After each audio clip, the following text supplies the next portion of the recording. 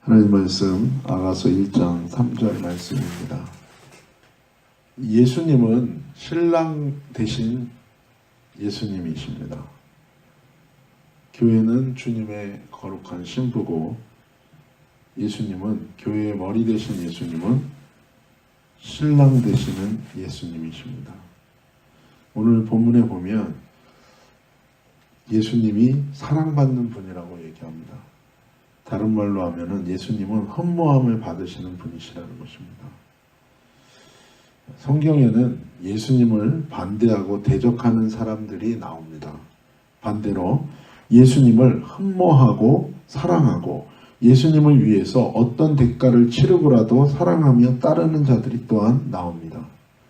예수님을 반대하는 대표적인 사람들이 누구가 있냐면 유대인 종교 지도자들이 있었습니다. 그들은 진리인 하나님의 말씀을 연구하고 그것을 말하는 자들이지만 실제로 그들은 진리를 위해 살지 않고 자기를 위해 사는 자들이었습니다.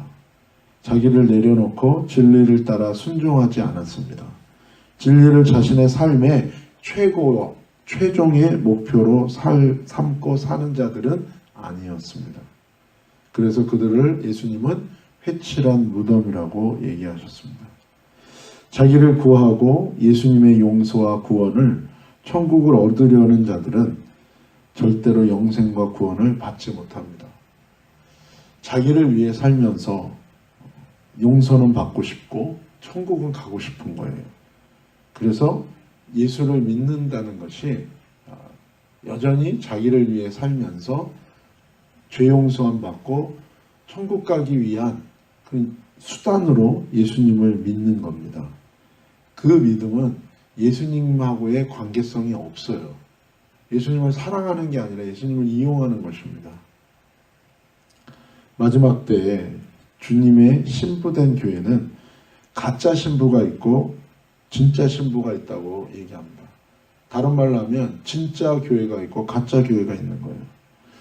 진리를 알지만 그 진리를 따라 살지 않고 대가를 치르지 않는 교회는 가짜 신부요 가짜 교회인 것입니다. 요한계시록에 보면 7교회가 나옵니다. 말세 때의 7교회를 또한 의미하고 예수님의 초림 이후에 예수님의 재림까지 이 지세상에 존재하는 7시대의 교회를 또한 뜻하기도 합니다. 그 교회들이 어떤 교회가 나옵니까? 첫사랑을 잃어버린 교회가 나와요. 세상이 부유하지만 주님께는 가난한 교회가 나옵니다. 또 세상과 타협한 교회도 나옵니다. 이 말세 때 타락의 주요한 두 가지는 만몬과 음란입니다. 이 돈, 물질주의와 그리고 음란함이에요. 근데 사실 이 두 가지는 하나님 외에 자기를 위해 사는 삶의 결과로 인하여 나오는 것입니다. 자기가 인생의 주인 되어서 자기를 위하여 사는 삶의 결과는 자신을 위한 우상을 곳곳에 자신의 삶에 만들고 살아가게 되어 있어요. 그리고 영적인 음란이 반드시 그 삶에 오게 됩니다.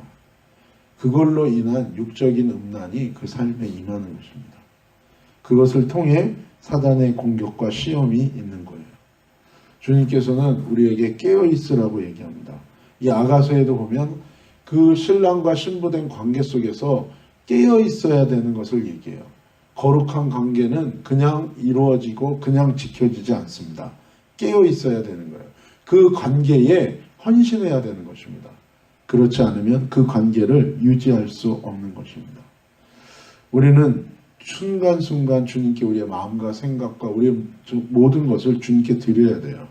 그러지 않는다면 우리는 미혹되고 속고 넘어지고 타락하게 되는 것입니다.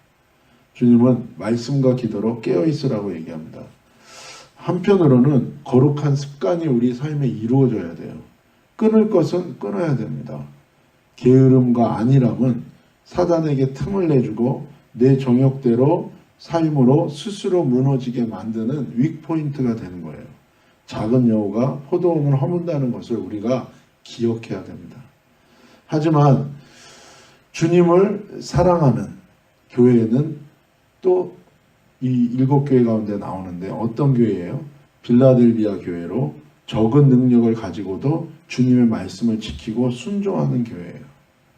그리고 또 다른 교회, 칭찬받았던 그 서머나 교회 같은 교회를 보면 주님을 위하여 대가를 치르는, 목숨 걸고 주를 따르는 교회예요.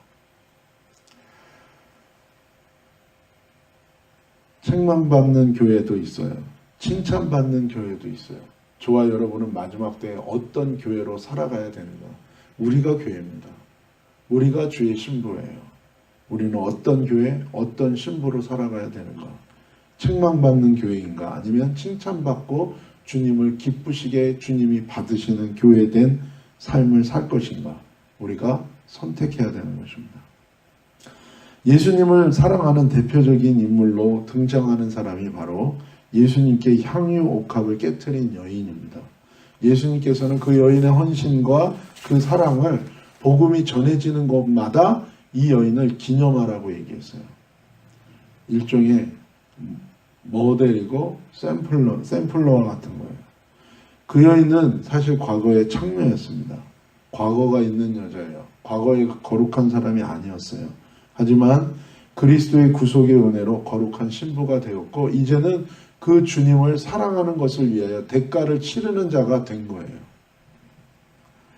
하나님 예수님을 진정으로 사랑하는 자들은 그 사랑을 받고 그 사랑을 위하여 그 관계를 위하여 기꺼이 대가를 치르며 주님을 사랑하는 삶을 살게 되어 있는 것입니다.